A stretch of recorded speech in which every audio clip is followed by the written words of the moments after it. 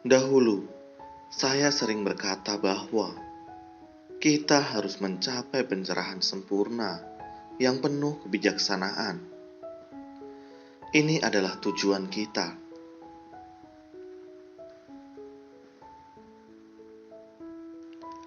Selama lebih dari 40 tahun, Buddha menggunakan kebijaksanaan untuk membimbing kita secara perlahan-lahan agar memahami penderitaan hidup dan dari mana penderitaan berasal. Kebenaran ini tak terlepas dari hukum sebab akibat. Kita harus percaya bahwa saat menanam benih baik, maka kita akan menuai buah baik. Begitu pula saat menanam benih buruk, kita akan menuai buah yang buruk.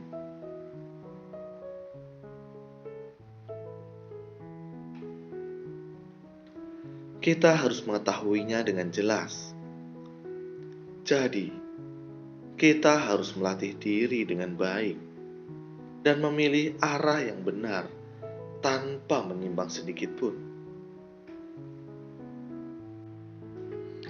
Saat sudah berada di jalan yang benar, janganlah kita merasa ragu dan enggan melangkah maju.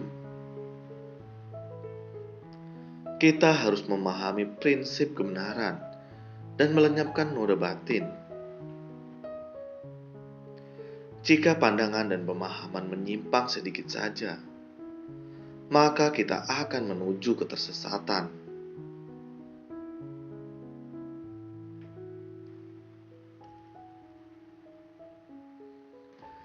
Karena itu, kita harus sangat bersungguh hati mendengar Dharma. Karena jika menyimpang sedikit saja, maka sulit bagi kita untuk kembali ke jalan yang benar. Contohnya, sebuah kisah di dalam sutra, Tungku Api dan Alam Surga. Ada seorang tetua yang sangat berada. Dia adalah orang yang sangat lurus.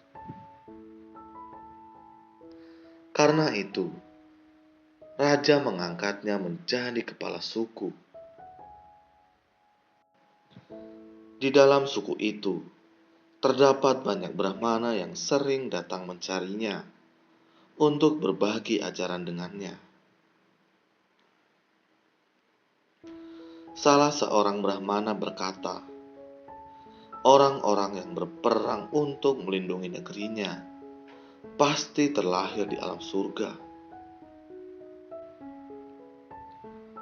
Orang yang berani melompat ke dalam tungku api juga akan terlahir di alam surga.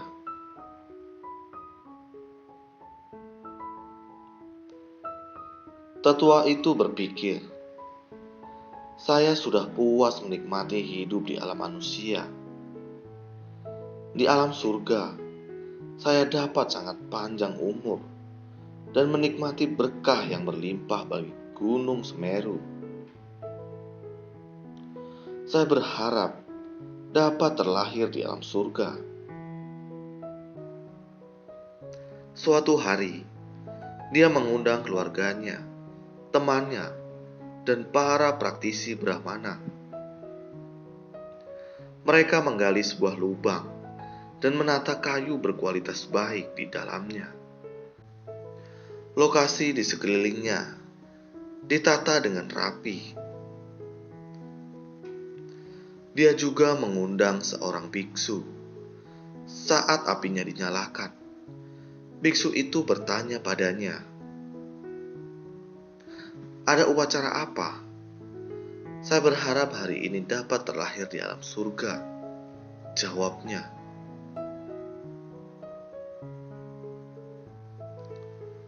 "Apa Anda tahu jalan menuju surga?" "Oh ya, saya tidak tahu jalan," jawab dia. Biksu itu kembali bertanya, "Siapa yang menyuruh Anda pergi ke surga?" Tetua ini menunjukkan sepasang praktisi Brahmana yang berdiri di kejauhan. Sepasang suami istri itu sudah berusia lanjut dan hidup kekurangan. Biksu itu berkata, sepasang suami istri itu hidup begitu menderita. Mengapa mereka sendiri tidak ke alam surga untuk menikmati hidup? Tetua itu pun tersadarkan. Dia berjalan ke hadapan Brahmana itu. Sambil menarik tangannya, dia berkata, "Mari kita bersama-sama ke alam surga."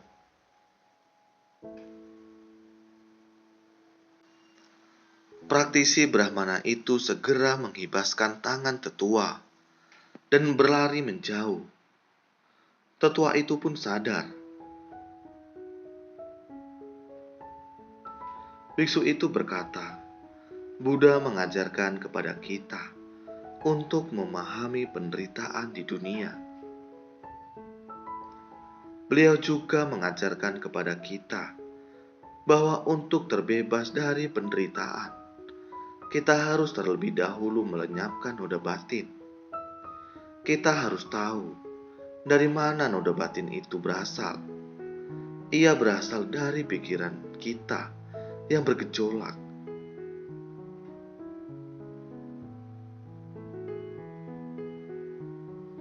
Tetua itu merasakan sukacita dan merasa ajaran Buddha sangat masuk akal. Penderitaan di dalam kehidupan ini timbul mengikuti jalinan jodoh masing-masing. Benih apa yang kita tanam, itulah buah yang kita tuai. Ini baru masuk akal. Tetua itu pun memutuskan untuk menjadi murid Buddha. Hampir saja tetua itu berjalan menyimpang, hanya mendengar perkataan Brahmana. Tetua itu percaya bahwa dia dapat terlahir di alam surga dan mendapat banyak kenikmatan.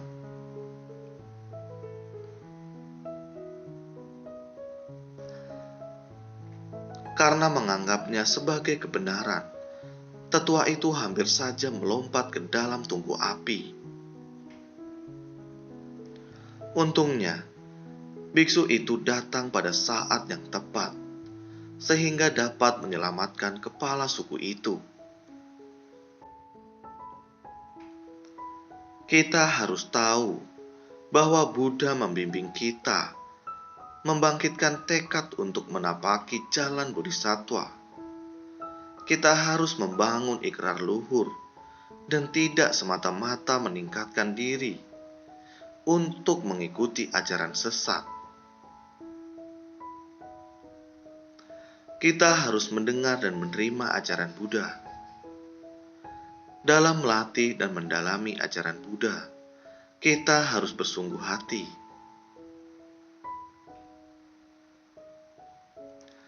Pikiran yang menyimpang sedikit saja dapat membuat kita berjalan tersesat. Contohnya, kisah yang saya ceritakan tadi, di mana alam surga berada, tidak tahu. Biksu itu berkata bahwa alam surga berjarak 3,36 juta kilometer. Dari sana, sungguh sangat jauh. Bagaimana cara tetua itu menjangkau alam surga yang demikian jauh? Arah mana yang harus ditempuh? Dia juga tidak tahu.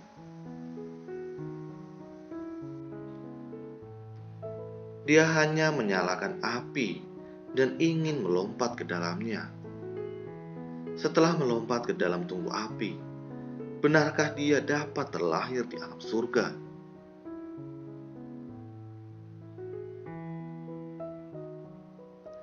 Jadi, kita harus melihat jalan dengan jelas. janganlah kita hanya mencari pencapaian pribadi.